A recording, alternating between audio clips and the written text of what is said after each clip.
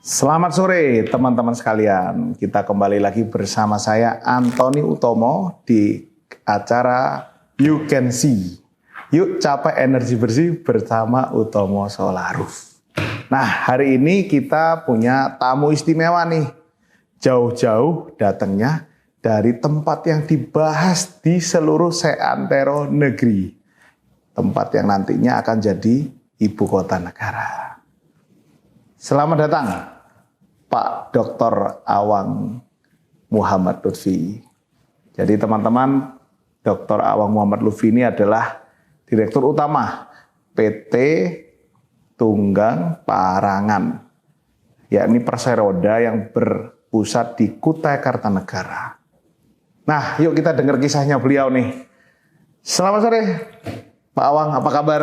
Selamat sore Pak Antoni. Apa kabar Pak Antoni? Ya, luar biasa. Kalau saya didatangin oleh orang-orang hebat seperti Bapak ini ya kita selalu luar biasa, Pak. Semangat selalu, Pak. Semangat, Pak. Baik. Jadi mungkin saya pengen belajar nih Pak Awang dari Bapak nih.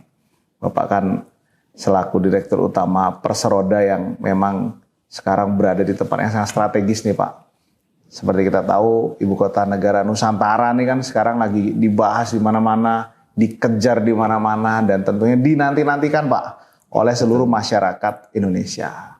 Nah, Kutai Kartanegara kan seperti kita tahu adalah ring 1 ya Pak ya istilahnya ya. Jadi 26.000 kilometer sekian itu dari IKN yang dulunya adalah wilayah dari Kutai Kartanegara.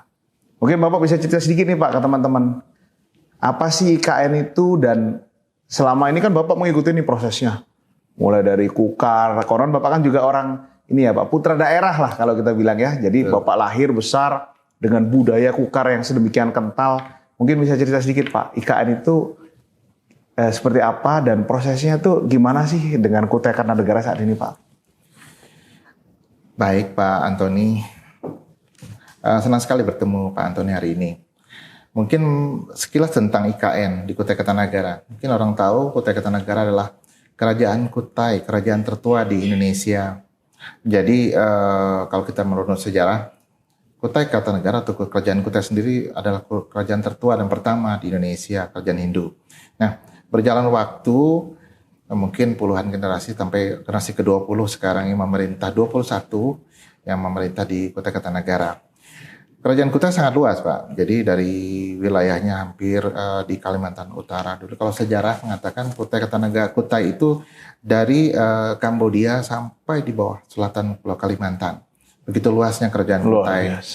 Kemudian menciut berjalan waktu. Nah, Kutai terakhir itu menjadi kabupaten di zaman pemerintahan setelah kemerdekaan.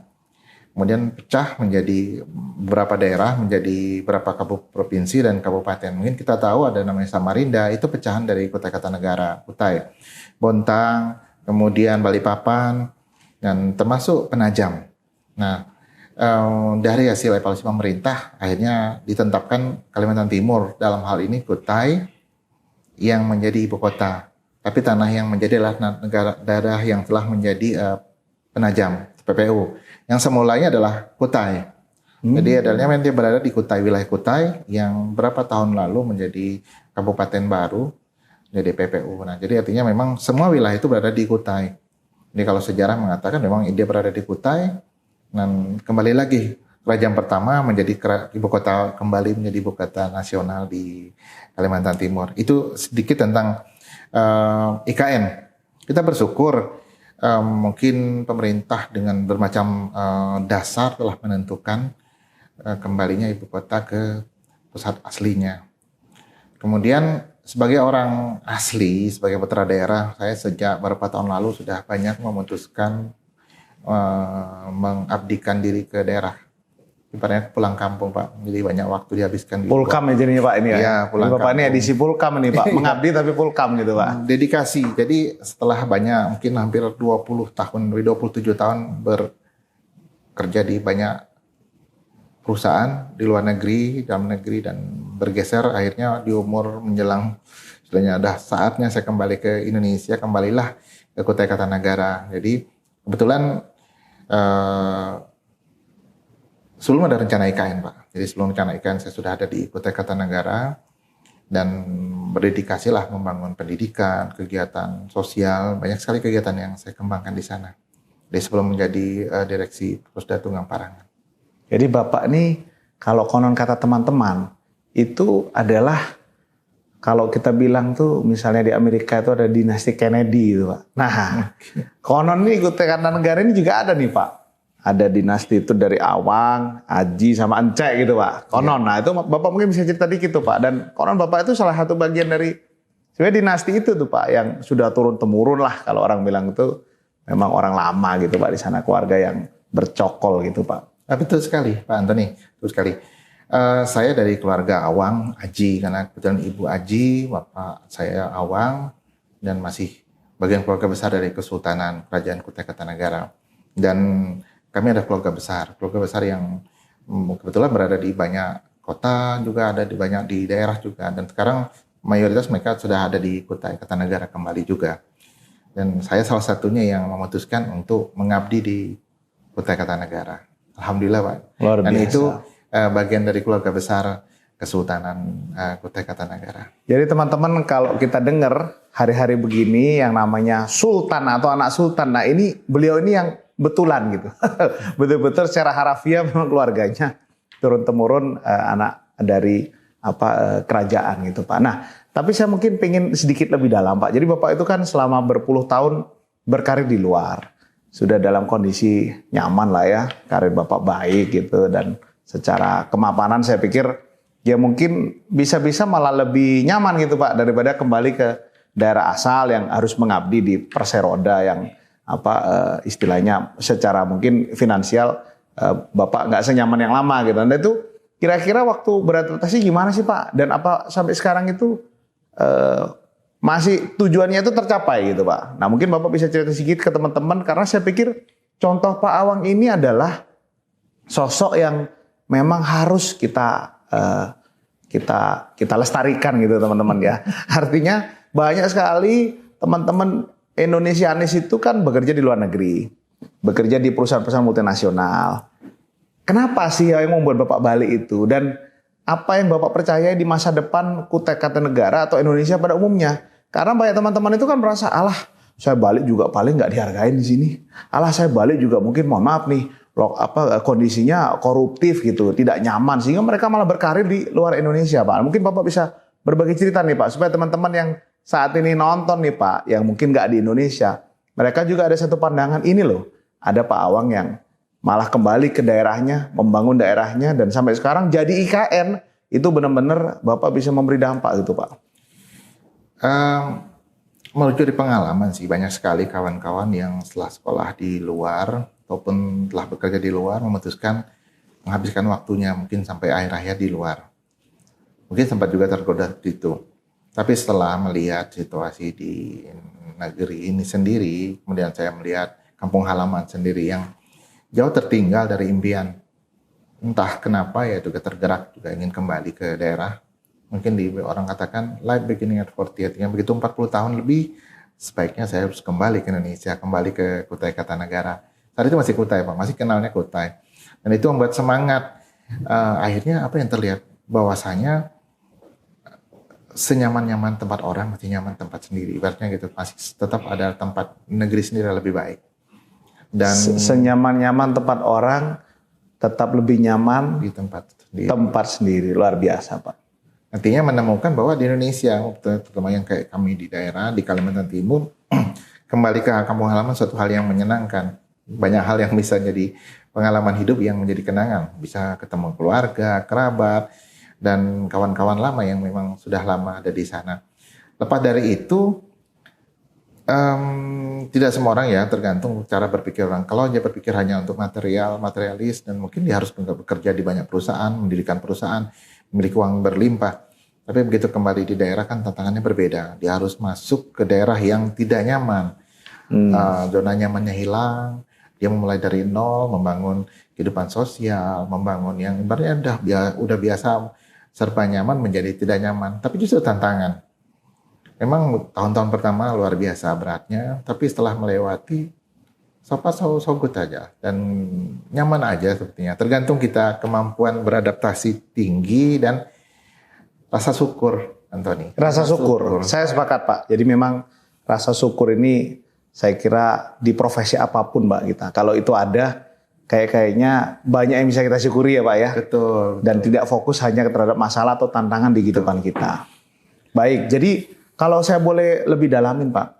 Kan dengan adanya pembangunan IKN ini tentu Bapak selaku Direktur Utama sebuah perusahaan milik Kabupaten Kota Negara tentu dapat windfall nih Pak. Dapat kesempatan untuk bisa berpartisipasi. Nah, selama ini perkembangan Perseroda ini seperti apa sih Pak? Dan kalau orang bilang nih teman-teman yang suka nonton channel kita, itu suka juga sama yang namanya opor Pak. Tapi nggak cuma ayam opor, tapi opportunity. Nah, mungkin Bapak bisa cerita sedikit Pak mengenai TP. Dan saya kalau lihat nih teman-teman logonya agak ngeri-ngeri sedap nih. Nih kalau bisa dilihat itu ada apa ikan hiu nih Pak ya. Iya. Ada ikan hiu dan ada orang di atasnya gitu kayak bersemangat untuk mengarungi lautan gitu. Mungkin cerita sedikit logonya Pak. Saya masih agak penasaran nih soalnya. Dan apa kegiatannya sih TP ini Pak dengan ini? Logo itu Pak, itu logo sebuah simbol. Simbol awal nama TP itu Tunggang Parangan. Tunggang Parangan adalah seorang ulama yang masuk ke tanah Kutai dengan menunggangi ikan hiu parang. Hiu parang atau hiu gergaji. Nah, karena itu disebut parang. Tunggang parang artinya dia menunggang hiu parang. Oh, dia menunggang hiu parang. Maka itu gelar yang dimiliki beliau sebagai ulama. Disebut Pangeran Tunggang Parangan. Itu yang dapat gelar beliau. Dan itu berada di Kutai Lama. Kutai Lama itu ada kerajaan, salah satu kerajaan antara penyatuan kerajaan Kutai dengan Majapahit. Jadi di sana tempat asalnya Kutai pertama kali, penyatuan kerajaan Kutai dan Majapahit di sana. Kemudian menjadi nama Prusda. Dulu namanya masih Prusda. Kemudian berapa tahun lalu sudah menjadi Perseroda, BUMD daerah.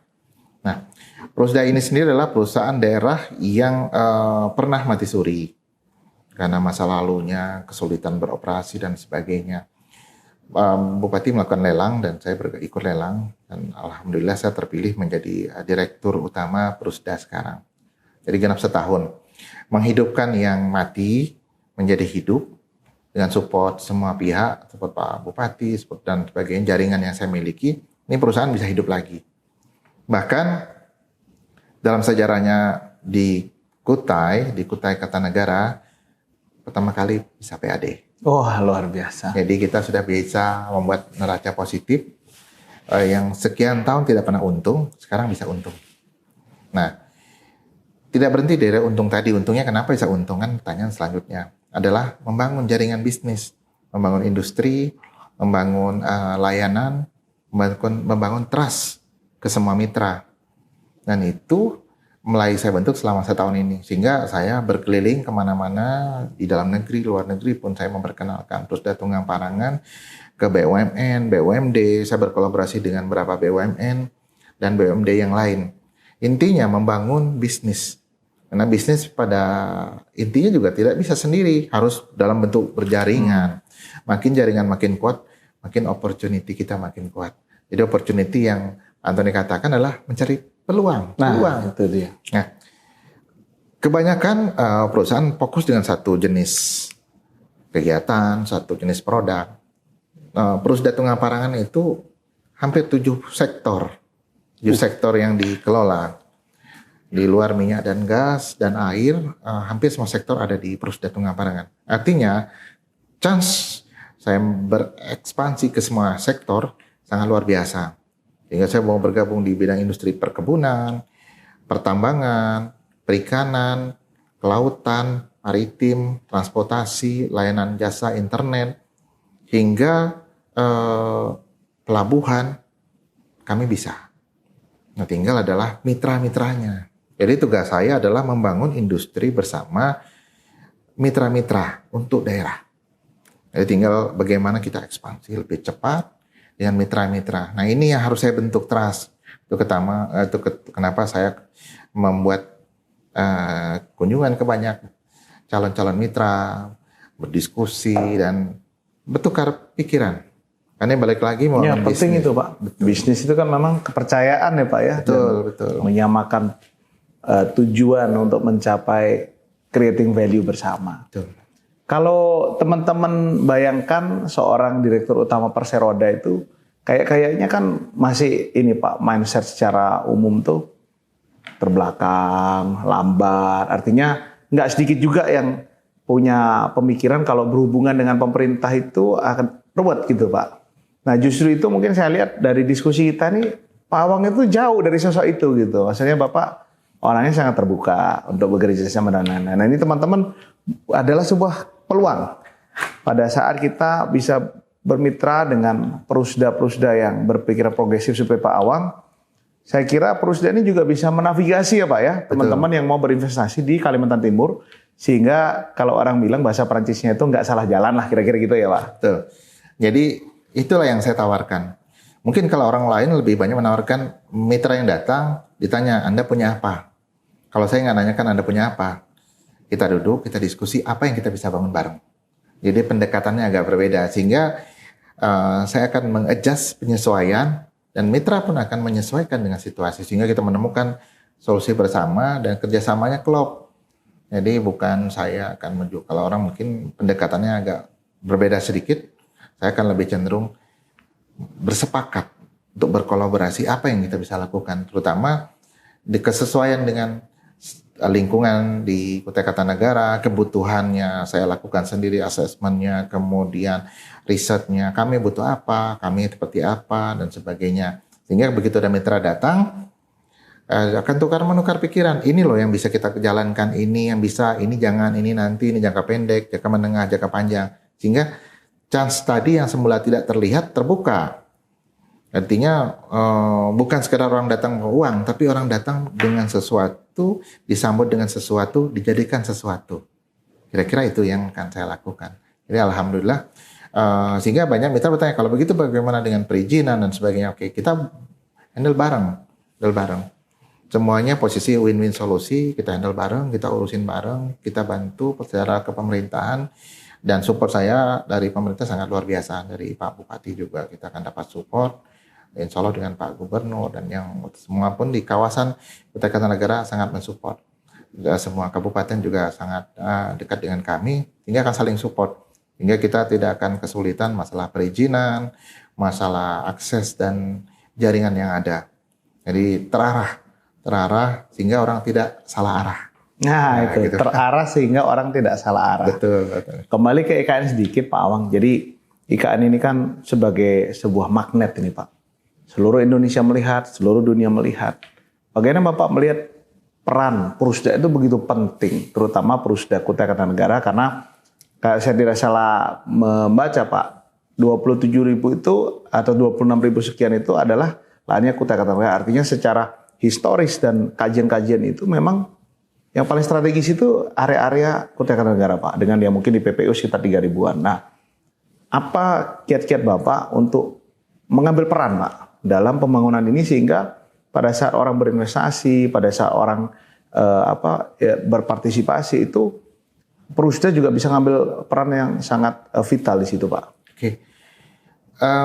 Kita ketahui memang Kutai Kartanegara lah ibaratnya kawasan terluas yang dari IKN.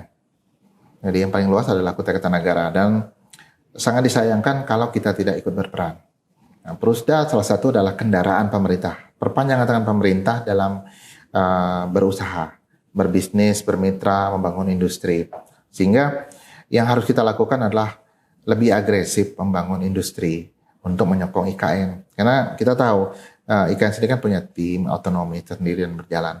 Tapi kan kita selaku orang yang berada di ring 1, 2, 3 tadi sangat punya chance untuk terlibat. Tapi terlibat kalau kita tidak punya sesuatu kan nggak mungkin. Sehingga yang harus kita lakukan adalah membangun sesuatu. Membangun industrinya, membangun sumber daya manusianya, mempersiapkan. Sehingga kita punya sesuatu yang kita bisa jual. Bisa jual ke pemerintah pusat melalui IKN. Ini loh kita miliki A, B, C, D dan ini yang kita bisa lakukan.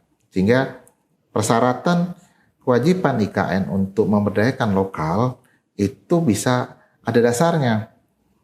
Kalau sekarang mungkin diminta produk lokal, mungkin belum terpenuhi. SDM lokal juga terbatas, semua terbatas. Tapi kalau kita udah siap, di balik kata bahwasanya kita menuju green environment, ya kita punya produk yang masuk berbasis seperti itu, teknologi smart city kita bisa masuk juga. Kebetulan saya berbackground IT. Jadi saya sangat memahami dan menguasai sekali tentang namanya smart city, green smart city, dan hal seperti itu. Jadi artinya saya tahu arahnya kemana, tinggal bagaimana saya berbanyak mitra-mitra yang bergabung, kita bergerak menuju arah itu untuk mensupport IKN. Mungkin itu yang dasarnya yang harus kita capai. Jadi teman-teman, tentu Kutai Kartanegara ini memiliki sebuah basic history kultural yang kuat sekali. Nah, Pak Awang dan teman-teman di Perseroda ini sekarang sedang membangun nih capacity building sehingga dapat berpartisipasi aktif khususnya pembangunan di area ibu kota negara. Nah, masuk sedikit ke pembangunan, Pak. Jadi Bapak ini kan punya konsep itu saya pikir sangat menarik ya. Kan seperti kita tahu ibu kota negara ini dipenuhi oleh green building, green environment. Ya, Indonesia juga punya program yang namanya Net Zero, Pak. Nah, kiat-kiat Bapak itu berarti larinya juga pastinya ke sana, Pak ya, untuk mendukung agar IKN ini dapat memiliki basis industrial atau basis produksi yang itu nggak jauh-jauh, Pak ya, apalagi harus import gitu kan, yang tentunya juga akan memberikan green jobs ke daerah di Kutai Kartanegara. Pandangan Bapak soal itu kira-kira gimana, Pak? Atau asumsi saya ini benar gitu, Pak? Betul, Pak, betul sekali. Jadi karena kita tahu arahnya ke sana, tidak salah kalau saya akan fokus ke sana. Karena itu kenapa saya akan mendorong ke pengembangan industri solar cell, industri kemudian energi terbarukan, termasuk green ekosistem yang baik. Dan kemudian perwujudan dari zero emisi tadi, saya memaksakan di mana kami mulai menggunakan perkantoran kami dengan tenaga solar cell, kemudian menggunakan energi yang lain, termasuk bagaimana mendorong pemerintah daerah juga menggunakan konsep dan teknologi seperti itu. Harapan kami bukan sekedar mendorong, tapi mewujudkan. Nantinya saya harus bisa membangun industrinya, industri itu yang akan menopang layanan ke pemerintah daerah, bukan hanya Kutai Kartanegara, tapi Kalimantan Timur. Dan juga IKN, karena kalau hanya Kutai Kartanegara masih skopnya masih kecil. Betul. Kita masih ada Kutai Barat, Kutai Timur, Mahulu, Balikpapan, Bontang, Samarinda, belum lagi Kaltara. Itu kan dalam zona-zona kita semua. Apabila kita bisa lebih cepat ekspansi, artinya banyak yang kita support produk lokal. Walaupun asalnya memang dari luar, tapi kan kita kembangkan di daerah sendiri yang bisa dipakai untuk mensupport zero emisi yang sedang kita galakkan. Berdikari di rumah sendiri. Betul. I like that. Sebagai penutup nih Pak, Bapak kan besar, tinggal di sana, sekarang balik lagi. Pernah kebayang nggak sih Pak, waktu masih kecil, bahwa rumah Bapak itu jadi ibu kotanya NKRI Pak? Atau Bapak udah dari dulu, ya saya yakin lah satu hari memang rumah saya ini jadi ibu kota. Terbayang nggak pernah Pak? Yang terbayang tinggal dia di ibu kota Jakarta. Tapi suatu saat bermimpi andai kata. Ternyata andai kata itu menjadi impian. Jadi kadang mimpi itu menjadi kenyataan. Dan sekarang ibu kotanya udah ada di Kalimantan Timur. Tinggal bagaimana kita membuat IKN yang dibangun oleh pemerintah menjadilah ibu kota yang benar-benar mumpuni, menjadi daerah yang smart dan sesuai impian semua orang. Jadi kita punya ibu kota yang luar biasa, yang bukan sekedar impian, tapi benar-benar bukti nyata sesuai dengan harapan semua orang. Tuh. Pak Awang Lutfi, Direktur Utama Perseroda Tunggang Parangan. Pak Awang dan Pak Awang lain memiliki mimpi dan sekarang mereka sedang menjalani mimpi itu. Karena IKN sedang dibangun dan tak lain teman-teman di Kutai Kartanegara dan area sekitarnya adalah orang-orang yang selama ini tinggal di sana dan sekarang menjalani peristiwa historis, yakni pembangunan ibu kota negara. Sukses selalu Pak Awang. Terima kasih sudah berbagi di You Can See. Yuk capai energi bersih bersama Utomo Solaruf. Thank you Pak. Thank you Pak. Sukses.